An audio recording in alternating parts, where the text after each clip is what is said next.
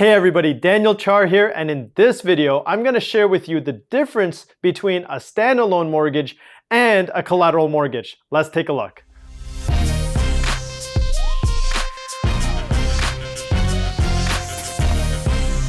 You have not enough minerals. Okay, so we got two different types of mortgages. We got a standalone mortgage and a collateral mortgage. I'm going to share with you what the difference is between both of them. So let's go through the standalone mortgage first. So let's say you purchase a property for $500,000. You put 20% down payment, which is $100,000. That means that you would need a mortgage for $400,000. This is your mortgage amount. If you take a standalone mortgage, the bank would register $400,000. That is what you're borrowing. So that's what's going to be registered at the land registry office. And the difference is, or the difference between the standalone and the collateral is that once you borrow this $400,000, the whole purpose is to pay it down to zero. They're going to register 80% of whatever you purchase. So you bought something for $500,000, you put down 20%, you're borrowing the other 80%, and that is what they're going to register as the lien on the property. And every payment you make will eventually bring that loan to zero. That is what a standalone mortgage is. The balance is eventually going to go down to zero. So with the collateral mortgage example is you're going to buy a property for $500,000. You're putting 20% down payment, which is $100,000, and the mortgage amount is $400,000. That completes a whole 100% of the purchase price.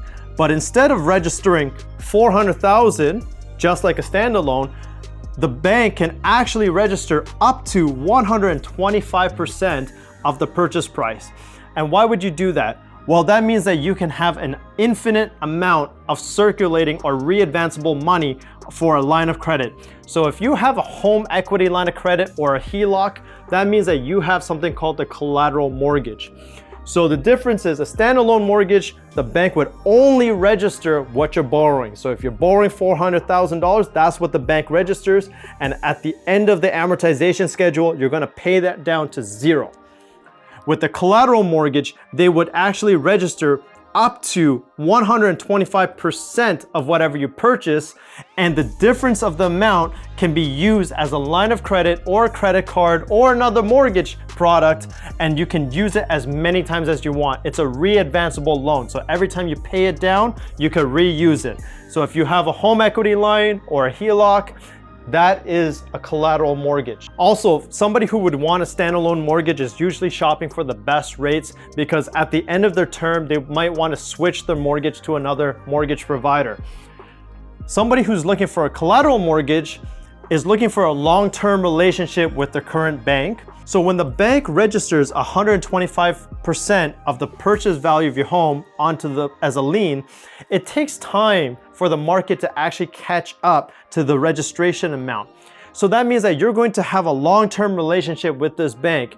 And because you're taking out a line of credit and you're using it for everyday purchases or even investment properties, it means that you're not planning to leave this lender. So somebody who might use this is an investor or someone who's self-employed because they're not too worried about lowest rates. They're actually looking for taking out as much money as they can and to use it for investment purposes or debt consolidation purposes.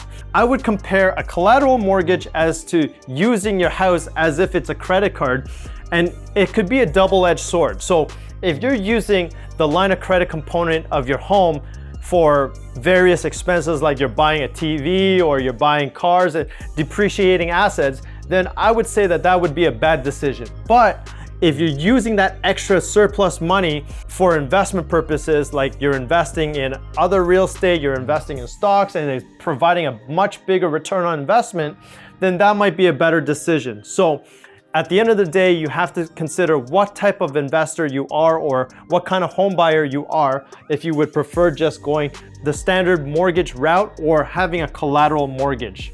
So both products have their pros and cons. So it really depends on what kind of borrower you are. If you're really prone to interest rates or you're looking for more leverage.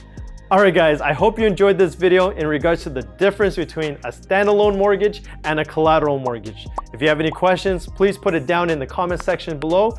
Please like, comment, subscribe, and I'll see you at the next video. Take care.